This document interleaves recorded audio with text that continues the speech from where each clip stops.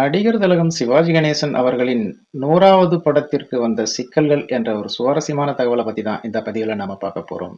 வாங்க பதிவிற்குள் போகலாம்.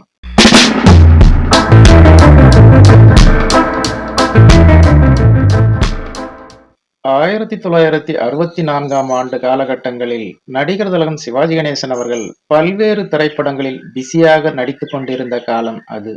கர்ணன், முரடன் முத்து, அன்பு கரங்கள், பழனி, சாந்தி, பச்சை விளக்கு, ஆண்டவன் கட்டளை, கை கொடுத்த தெய்வம் என்று படு பிஸியாக நடித்துக் கொண்டிருந்தார் நடிகர் திலகம் சிவாஜி கணேசன் அவர்கள். அப்போது இயக்குனர் ஏ.பி. நாகராஜன் தனது சொந்த திரைப்படத்திற்கு சிவாஜியிடம் கால் ஷீட் கேட்கிறார். ஆனால் சிவாஜியோ ரொம்ப பிஸியாக இருந்ததால் கால் ஷீட் கொடுக்க முடியவில்லை. அப்படிப்பட்ட இக்கட்டான சூழ்நிலையில் இருந்திருக்கிறார் சிவாஜி கணேசன் அவர்கள். ஆனால் இயக்குனர் ஏ.பி. நாகராஜன் சொன்ன கதை அவருக்கும் சண்முகத்திற்கும் ரொம்பவே பிடித்து போய் விடுகிறது. உடனே இயக்குனர் ஏ.பி. நாகராஜன் சொல்கிறார், இந்த கதையை 9 ராத்திரிகளில் நடப்பதை போல் திரைக்கதை அமைத்திருக்கிறேன். ஆகவே எனக்கு நைட் கால் ஷீட் கொடுத்தால் கூட போதும் என்கிறார். சிவாஜி கணேசன் இதை ஒப்புக்கொண்ட பிறகு அந்த திரைப்படம் ஆரம்பிக்கப்படுகிறது. இந்த நிலையில் பிலிம் நியூஸ் ஆனந்தன் நடிகர் திலகம் சிவாஜி கணேசனையும் சண்முகத்தையும் சந்தித்து கை கொடுத்த தெய்வம் சிவாஜியின் 97வது படம், 100 படங்களுக்கு இன்னும் 3 படங்களே பாக்கி என்கிறார். அந்த காலகட்டத்தில் ஒரு நடிகர், அதுவும் ஹீரோவாகவே நடித்து 100 படங்கள் வந்துவிட்டால் அது ஒரு மிகப்பெரிய சாதனை. முதலாக இந்தியாவிலேயே சிவாஜி இந்த சாதனையை நிகழ்த்தப் போகிறார்.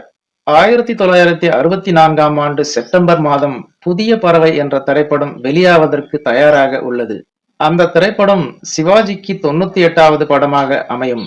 இந்த நேரத்தில் இந்த செய்தியை கேள்விப்படும் இயக்குனர் பி.ஆர். பந்துலு முரடன் முத்து படத்தை 100வது படமாக அறிவிக்க சொல்கிறார். ஆனால் சிவாஜியும் சண்முகமும் அதை ஒப்புக்கொள்ளவில்லை. 100வது படம் என்பது ஒரு முக்கியமான படமாக இருக்கும்போது அது குறிப்பிடத்தகுந்த படமாக அமைந்தால் நன்றாக இருக்கும் என்று அவர்கள் நினைக்கிறார்கள். அதற்கு ஏற்றாற்போல் நவராத்திரி என்ற திரைப்படம் அமைகிறது.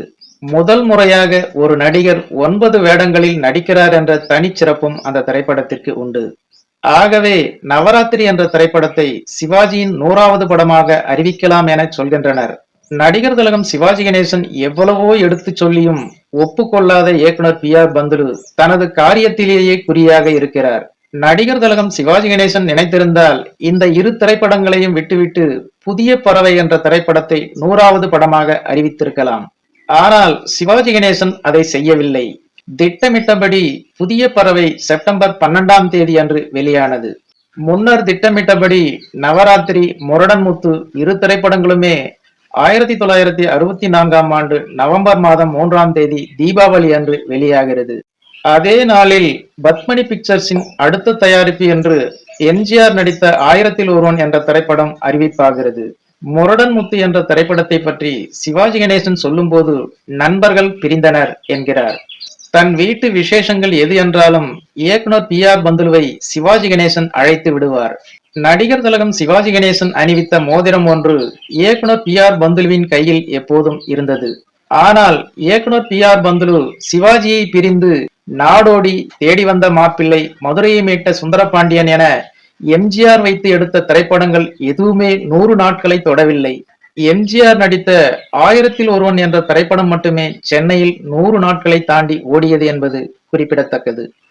ஓகே ஃப்ரெண்ட்ஸ், இந்த ஒரு சுவாரஸ்யமான தகவல் உங்களுக்கு பிடித்திருக்கும் என நம்புகிறேன். மேலும் இது போன்ற வேறொரு சுவாரஸ்யமான தகவலுடன் சந்திக்கலாம். அதுவரை உங்களிடமிருந்து விடைபெறுவது ஐம் சி இளங்கோ. நன்றி, வணக்கம்.